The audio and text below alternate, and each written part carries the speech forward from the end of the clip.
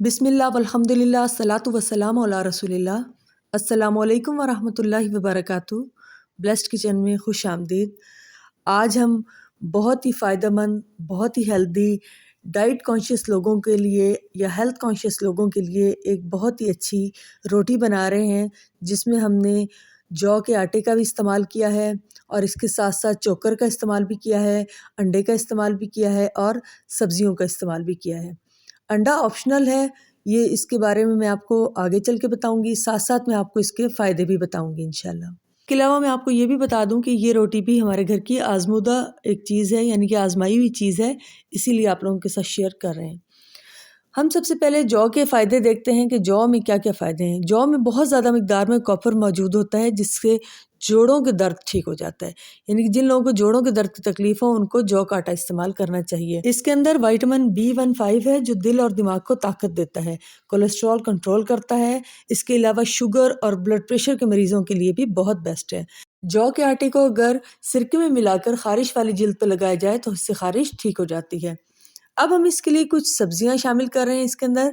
सब्जियां ऑप्शनल हैं, आप जो दिल चाहे इसमें सब्ज़ी शामिल कर सकते हैं और चाहे तो स्किप भी कर सकते हैं, लेकिन इनके बेइंतहा फ़ायदे हैं। मैं अब आपको सबसे पहले शिमला मिर्च के फ़ायदे बताती हूँ।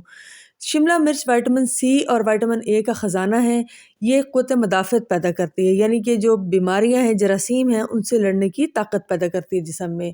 फिर इसके अलावा बहुत बड़ी बात यह है कि कोलेस्ट्रॉल कम करती है, और ये आजकल बहुत ज़्यादा लोगों को हो रहा है कोलेस्ट्रॉल, फैटी लिवर हो जाता है, उसमें बहुत ज़्यादा फ़ायदा देती है।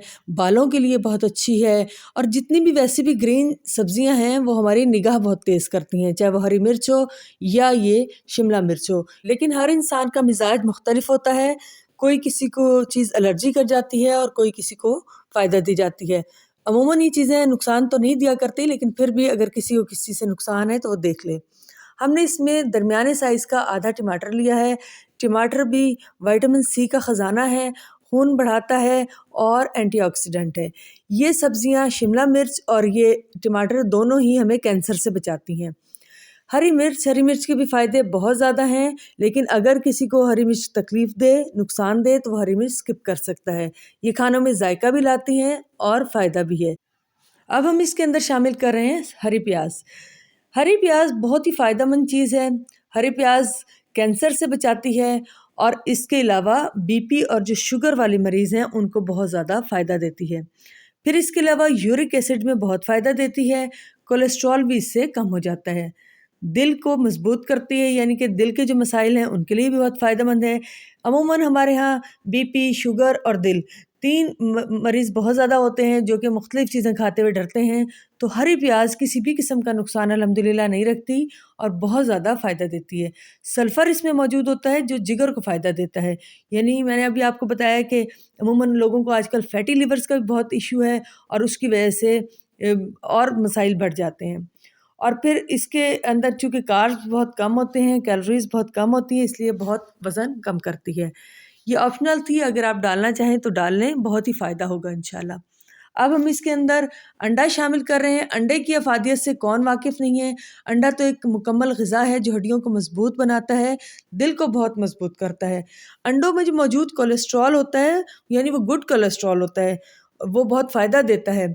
लेकिन अगर किसी को डॉक्टर ने मना किया वो अंडा, तो वो अवॉइड कर सकता है, या कुछ लोग खुद भी अंडा नहीं खाना पसंद करते, तो वो अंडा ना खाएँ, उसकी जगह वो इसके अंदर थोड़ा-सा दूध शामिल कर सकते हैं, क्योंकि उसमें भी कैल्शियम होता है, और अंडा भी प्रोटीन और कैल्शियम का बेहतरीन सोर्स है।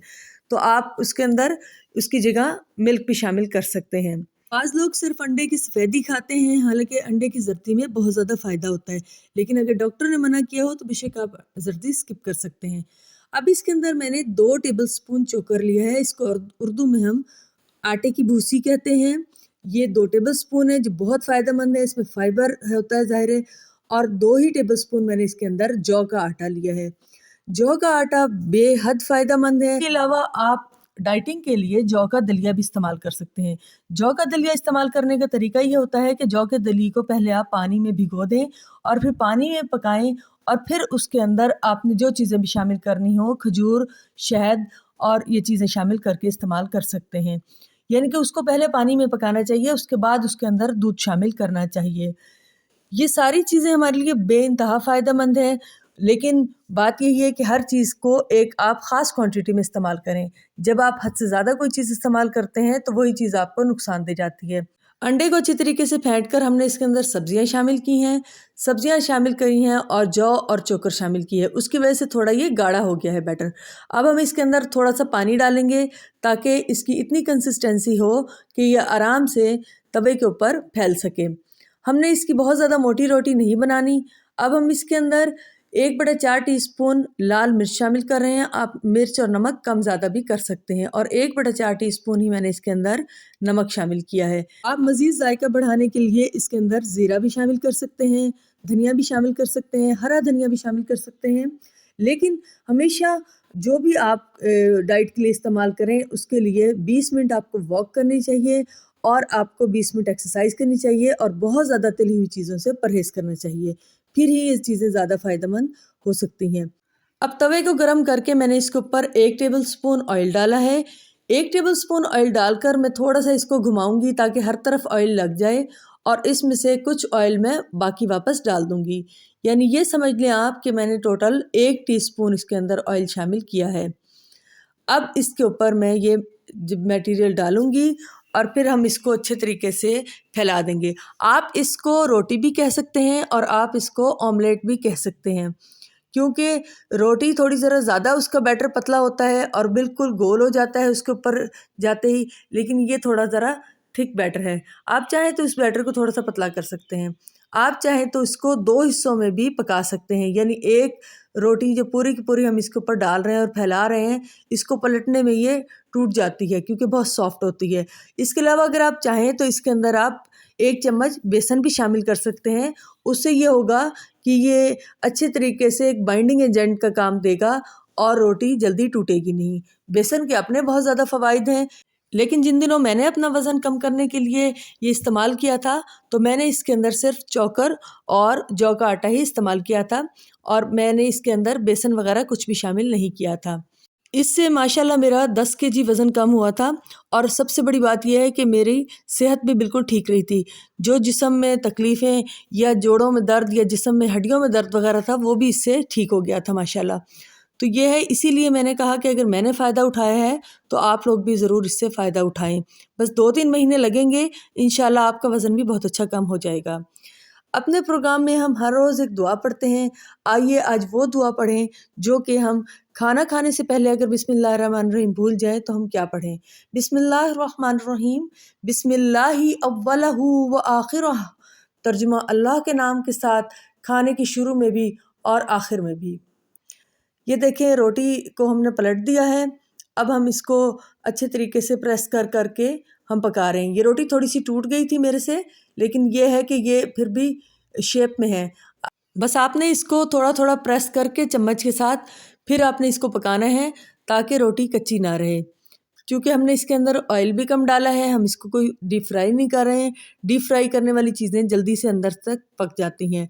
बस अब हमने इसको बहुत आहिस्ता आहिस्ता आराम आराम से इसको पकाना है कि ये ऊपर से भी थोड़ी सी क्रिस्पी हो जाए और अंदर से भी बिल्कुल पक जाए। इस रोटी को आप चाय के साथ भी ले सकते हैं, दही के साथ भी ले सकते हैं। बहुत अच्छी फ़ायदेमंद चीज़ है। या फिर अगर आपने सिरके वाला अचार बनाया हुआ है जिसमें हरी मिर्चें और खीरा वगैरह है तो वो भी बहुत वज़न घटाता है, वो भी आप इसके साथ ले सकते हैं। आपको मैंने दाल का सूप भी बताया था। नाश्ते में आप ये रोटी वगैरह ले सकते हैं और फिर आप दोपहर के खाने में आप दाल ले सकते हैं। कच्ची सब्जियां ज़्यादा इस्तेमाल करें, उसका बहुत फ़ायदा होता है। इसके अलावा आप सब्जियों का सूप भी यूज़ कर सकते हैं, थोड़ा सा उसमें गोश्त वगैरह भी डाल सकते हैं ताकि तमाम ग़िज़ाइयत आपकी पूरी हो जाए। रेसिपी पसंद आए तो लाइक कीजिएगा, शेयर कीजिएगा, दुआओं में याद रखिएगा। अल्लाह हाफ़िज़।